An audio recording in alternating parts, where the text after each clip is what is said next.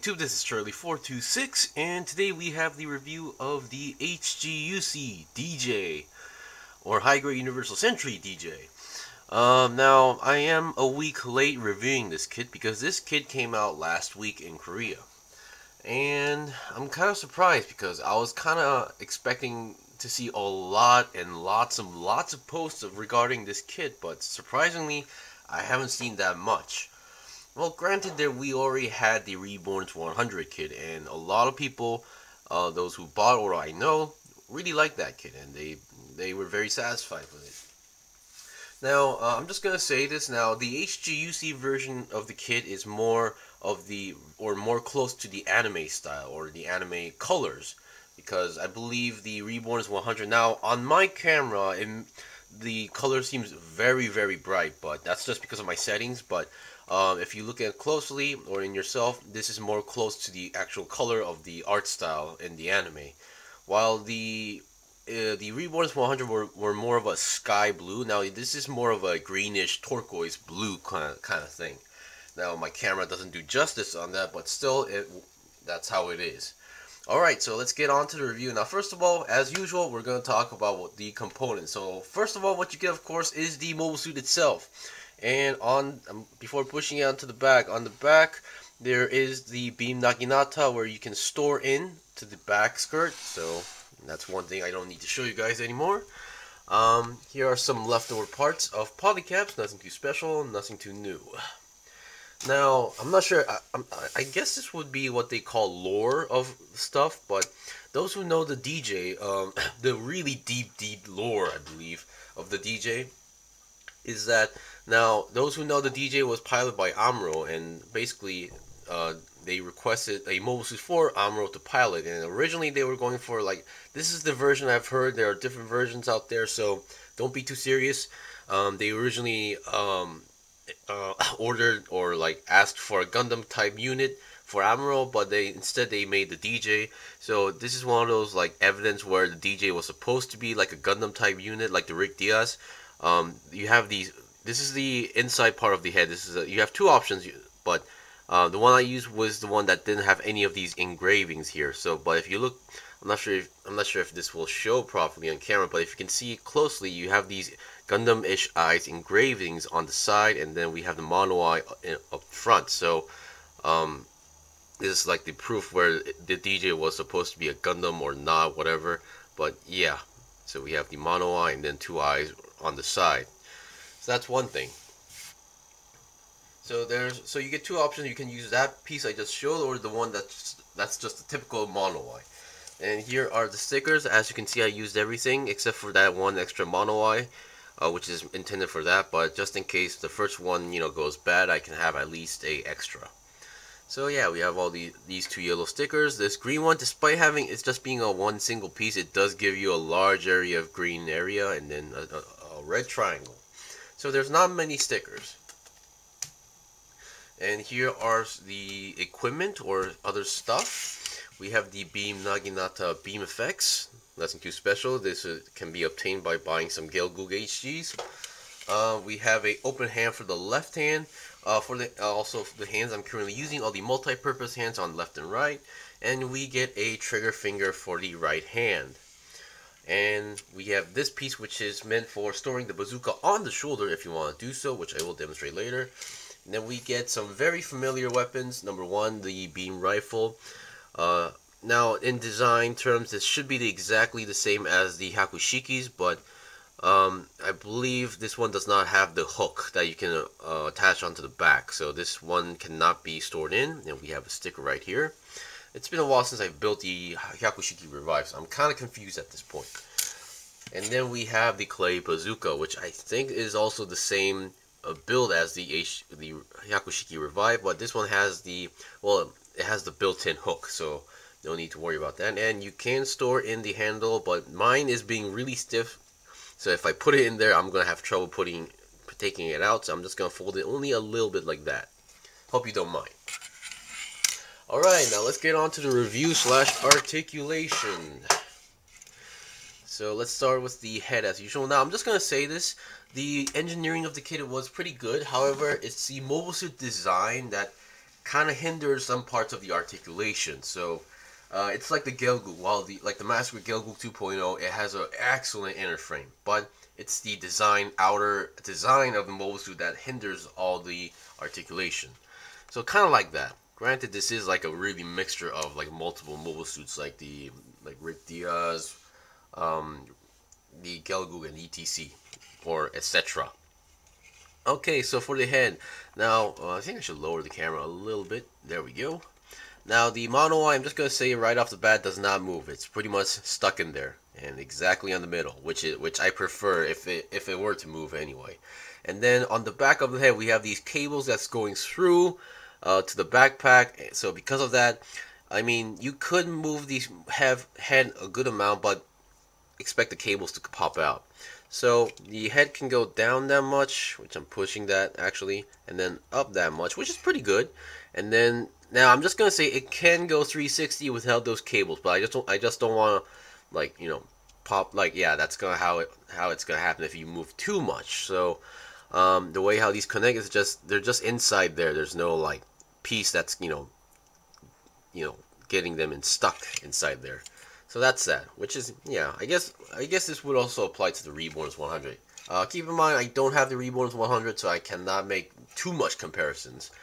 Okay, so we've seen the head. Now let's look at let's look at the shoulders. Now the shoulders, as those who know, the shoulder designs are very different. So I'm gonna start with this side.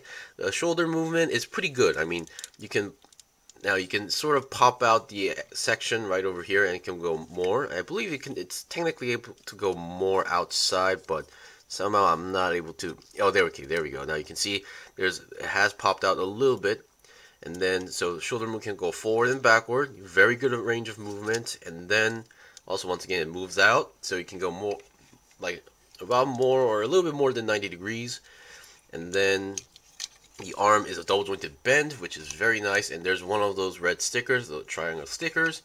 Obviously the eye is a sticker, and then you have your typical 360 twist on the arm itself, so no big deal, and you have your ball jointed hand, and also the green and gray is separate pieces.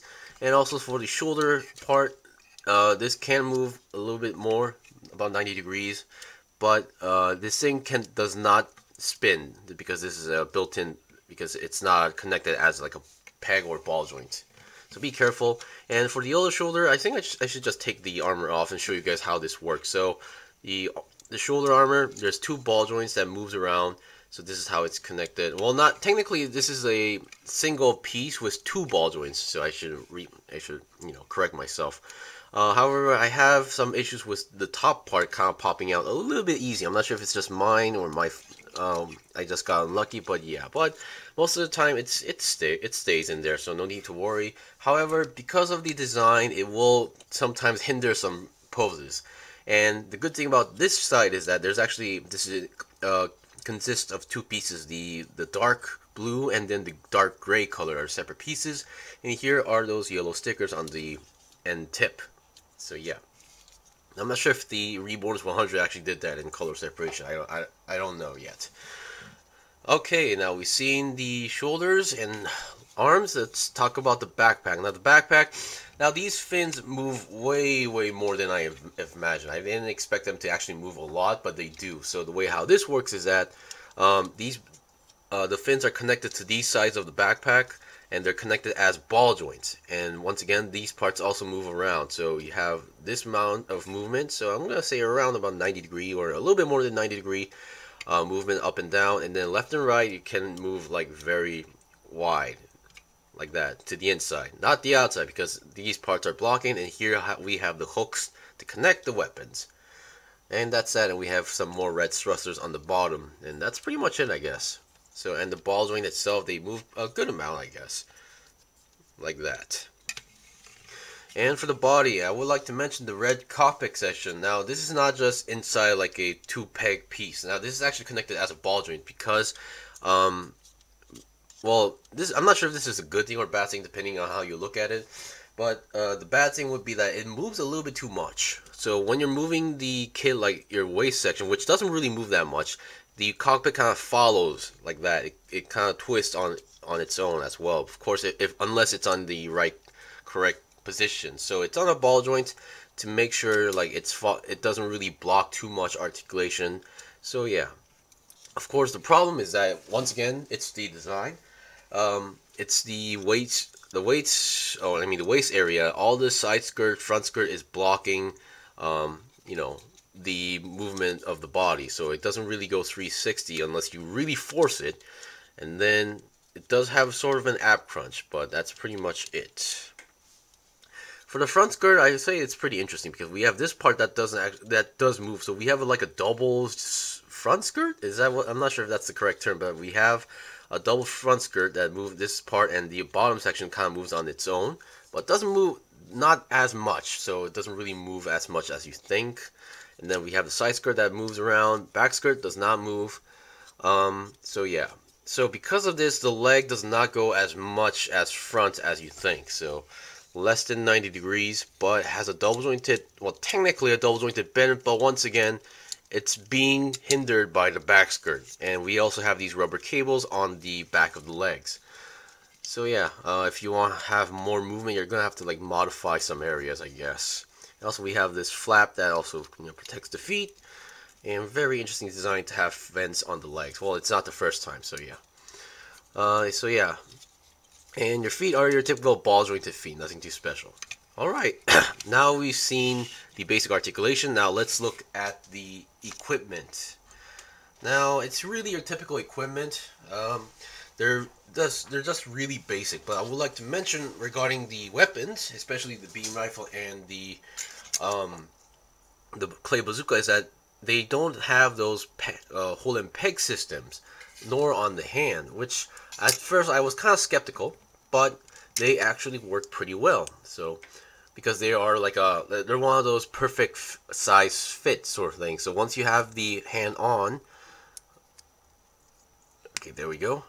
It stays there. I mean, it may be a little bit, very little wobbly, but very unnoticeable. It's barely unnoticeable. So it has no problem at all. And here's another sticker that goes onto the weapon. Kind of odd position, but oh well. So yeah, you have no problem holding the weapon. Same goes for the bazooka, so I won't be demonstrating that. But there is one more thing. Oh, I also need to show the beam naginata actually. Yeah, so. But of course, all the weapons require you to do the annoying, or my personal hating part of the, disassemble the hand and then do this and reattach everything. So before I go for the bazooka placements, come on, there we go. Works pretty much the same. You need to disassemble the hand and then reattach the hands again. And so once you have actually hold the weapon, it's really not that bad. Of course, this one kind of slides, but oh well, that's kind of one of those design things. And then you just need to attach the beam naginata beam effect parts. Very nice. Of course, one of the main difference compared to the Gelgoog is the design of the handle. While the Gelgoog ones are very straight, a straight line design with different tips, this one is actually different design basically. You can see the design as well. So yeah, it works that way. And then the bazooka, you can sort it in two areas. Number one is the hooks on the back, so you're connecting a hook to another hook, and it works pretty much like that. Doesn't really move. And the other option is not, well, for me, I don't really think it's cool, but well, it works. So I'm just going to do this my way. So you have this part, you just hook it on, you hook it on to the bazooka like that, and then there's like a small peg over there. You just need to, you need to fold the handle, and I'm gonna have trouble getting that out, ain't I?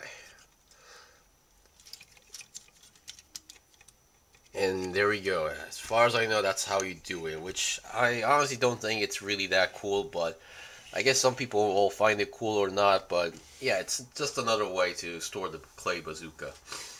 Anyway, that's pretty much it for the review. Well, as I mentioned, the design or color is very close to the anime style. The engineering or build of the kit is very good. However, it's the design of the mobile suit itself that kind of hinders some areas of articulation. So unless you're a really big fan of the DJ, or you just been waiting for an HD version of the DJ, this is your kit. But once again, there are some parts that might, turn you down, but just keep that in mind. Anyway, thank you for watching the review. This was the review of the HGUC DJ. I'm gonna be busy next week, so I think this might be the only review that I'll be able to upload this weekend. Anyway, thank you for watching the review. Until then, see you guys next time.